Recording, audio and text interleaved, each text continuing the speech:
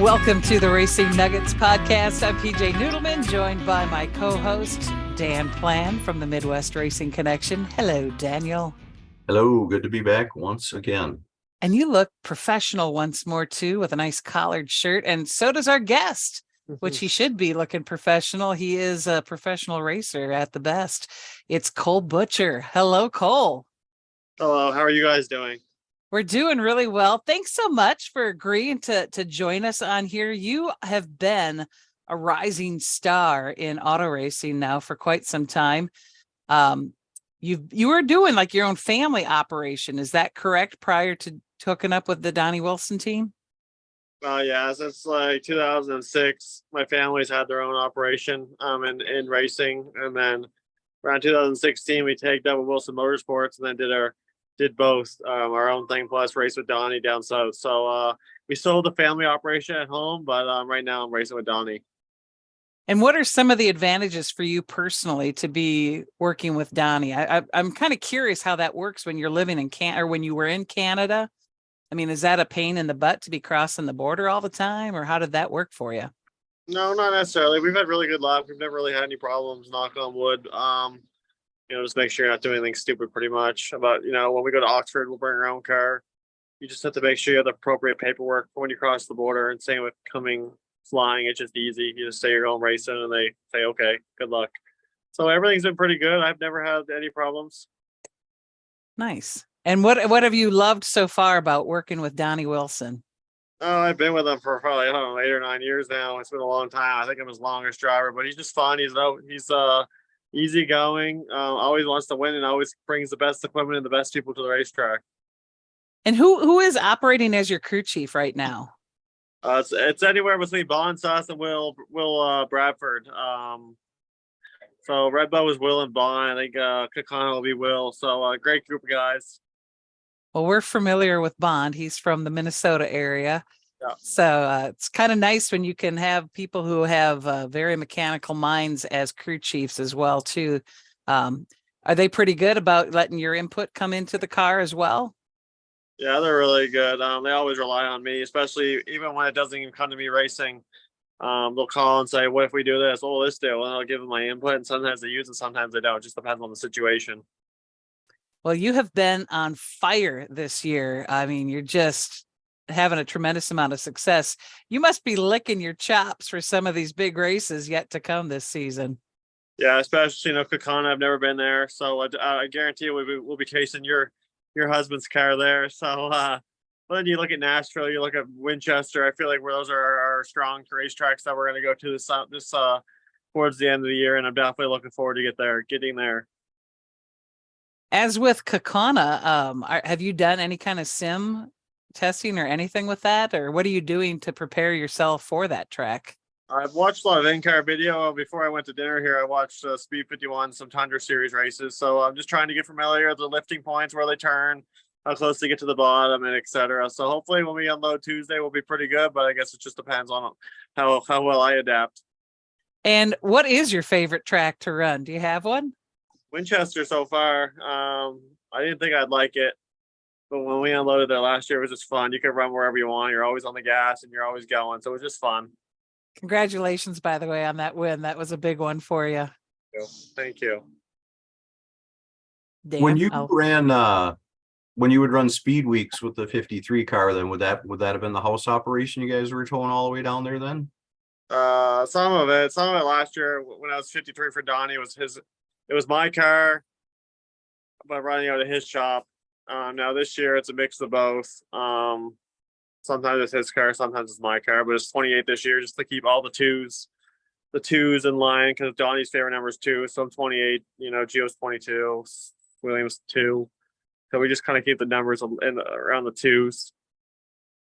I think it's kind of cool to have a super late guy from Canada running well down here, because I grew up with Junior Hanley running well down in the States all the time. So I think that's pretty cool. And then when you go to Kakana, I think if you just register as Van Butcher, you probably fit in better, because everybody seems to be a van something in the Green Bay Kakana area. Yeah, my wife, actually, I just got married a couple weeks ago. She's a Vandenberg, but she's from Mooresville, so I guess I could do that. That's hilarious. So congratulations on getting married. So have you moved then to North Carolina? Is that where you're now living permanently? I guess sort of, kind of. I applied for my green card. I guess I can't really leave the States until that's approved. So I guess I'm here for a while. That's got to be different being from Canada and having to deal with all the ins and outs of Yeah, whether it's you're going to definitely been a travel. lot. It's definitely been a lot to take in, a lot to do the last couple of weeks. But hopefully we have it done here soon and we can live our life again. I hear you on that. I hear you on that. What was the significance of the 53? Why did that become your number? Well, I used to be number 53 when I raced motocross, and then when I went to bandoleros and ledger cars, I was number 5. And then a fellow competitor of mine at home, he had number 5. So my brother used to be number 3, so I kind of combined them all to 53. Now my brother's 54, so we just kind of happened. If not, I would have been number 5. Nice. When you were race- My father was number 5 when he used to race. when you were racing Legends, does it in my part of town here in Minnesota, the Legends group is a good mix of younger kids and guys that have been doing Legends for years, that it fits their style. So you know they're from 14 to 64. Is that kind of the way it was in Nova Scotia for you as well? Yeah, when I raced legend cars, you had to be 16, but I was able to get away with it at 15. So yeah, pretty well. You had your younger folks, then you had your older competitors that didn't get along with the younger guys. So yeah, it's about the same. Mm. That's wild. More it stays the same everywhere. Oh. So how did you get your start then in motocross? Is that where your first experience with motorsports was? Yeah, when I was 5, we went to family friends of ours raced ATVs, and my dad bought me a Honda 50 when I was 5, and then I just progressed from there, from 50s to 65 to 85 to the bigger bikes. And then one day I'm like, I gotta go legend car racing the same day I'm motocross racing. So I'm like, let's just go legend car racing, because I knew my dad loved it, and I knew I could get further. So here we are today. Did you get to race your Legends car in the States as well, or did you mainly stay at home? We used to do the Winter Nationals in Florida for a handful of years in a row. Then we went and did the Legend Car the Nationals in Vegas. Wow. That is one of the things I think is so neat about the Legends cars is you can go from Nova Scotia to Orlando and not have to change anything on your car to go race. That's what's really cool about that class. No, 100%. They're it's a great series. It's a great class, and it definitely helps with the transition from them to pro super late models. Cole, what is a track that you'd like to run that you haven't yet? Is there one? Slinger. I was supposed to run Slinger this year, then just schedules didn't line up. Just reminds me of a Riverside that we have at home that has a big race and just fast, high bank, short racetrack. So maybe we'll get there next year. Do you have goals and hopes to get into something like NASCAR eventually, or kind of what is your career goal? I did an interview earlier with Racing America, and I said I want to be like Bubba Polar. He shows up to the racetrack, they have fun at night, they're serious throughout the day, and they got to go home to their families every night. So, I feel like I'm old to be a NASCAR driver. Maybe one day if I get lucky, but I want to win the Snowball Derby, the Slinger Nationals, the Gov Cup, just kind of take that route, and then, also live life, have family, hang out with have fun. Have a life. Yeah. Yeah. How old are you? 26. Oh, you're old man, you. No. I know, right? I am old. Like Sammy Smith's a good friend of mine. He's 19 or 18. He's already racing Xfinity. Bananas. That's bananas. I do like your answer though. It reminds me of one of the guys close to me is Jimmy Mars. He's a dirt racer.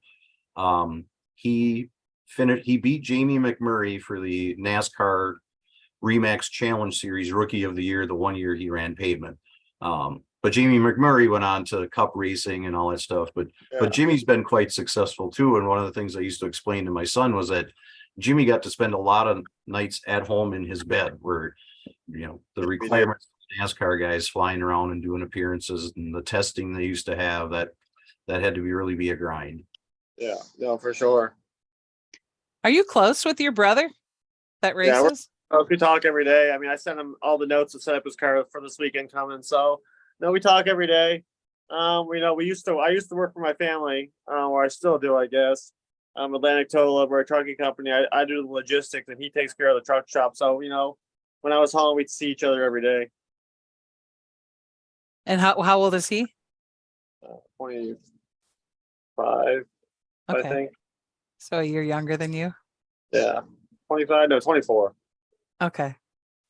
Nice. And does he get to come to a lot of your races as well? No, not so much this year because he's been racing so much up at home. But he went to Wilkesboro and he tried to qualify and just had an upset in qualifying. And he'll do the snowflake at the end of the year and maybe some other stuff. But he's been to a couple of races this year, but he's been so busy at home. What has been one of your best experiences that was like number one in your book in racing? Winning the Oxford 250 has been pretty big. It's probably one of our biggest races down on the eastern part of the world of America. I would say that's probably the biggest race I've ever won. Cool. Do you get tired of the Canada jokes? I'm sure you get plenty of that. Not really. It's just funny. I'm good with it. I'll make American jokes. So I don't really have any. I just kind of just give it back to them whenever they say it. I get fun when I say host and oat and stuff like that. I'm right there with you. But it's like you guys have the same accent, kind of. Yeah. I'm from Minnesota. Yeah, right. Well, you don't have that much of an accent. I don't know if it's because you've been in North Carolina for a while now, but I don't notice much. No, that's been about the same. My wife, she makes fun of me, but that's about it. Well, that's her job, actually, probably. Yeah. So when did you guys get married here? We got married, I don't know, about a month ago. Okay. Yeah, about a month ago here in Charlotte, we got married. Just a small wedding with a bunch of friends and family. Nice. Yeah. Well, again, congratulations on that. Does she go to all of your races too? Yeah, she knew nothing about racing until she met me. So she said, what's my schedule this month? And I said, well, we're racing here, here, here. So she's like, okay, I'll work around it. That's awesome. Yeah. What does she do? What is her career? She's an ER nurse. Oh, wow. Yeah, so we're going to Berlin. We're going to Kakana this Tuesday. I said, you can't work these days. And we're going to Berlin the following week. So I said, you can't work these days. So she's like, okay. So you better win some races so there's some income. All right. Yeah. Well, you do have a good deal going with Donnie Wilson, and he certainly does put together some great race cars. And obviously he has a great team. I mean, we all up here are really well known and versed with Bon Suss. Yeah. So that's exciting for you. And I love that you have just been kind of quietly going about your business. You're not really one of those racers that cocks off. You just show up and you do the work, and that's pretty impressive, I think. Yes, thank you very much. I'd like to be quiet. I like to do my own thing. I don't like to do I should be doing the whole social media thing, but I just like to stay in my own lane. And, on good days, I'll show a little bit of emotion, and bad days, I'll show a little bit of emotion. But after the race, I still know I won the race, and I'll get to go home and get to do it again next week. Nice. Very nice. Dan, do you have any other questions? No, I think I got everything I needed. Well, Cole, we are so excited to see how the rest of this ASA Stars National Tour unfolds for you. This episode is going to drop on the Tuesday of the race at Kakana. So we'll say good luck to you now again. And right. I'm not going to be surprised to see you running really well there. Yeah, we'll have to see what happens. I texted Donnie. I said, the place looks complicated. He said, no, it's easy. I said, okay. Easier for you to say from the grandstands. Well, wishing you good luck and congratulations again on your marriage. Perfect. I appreciate it.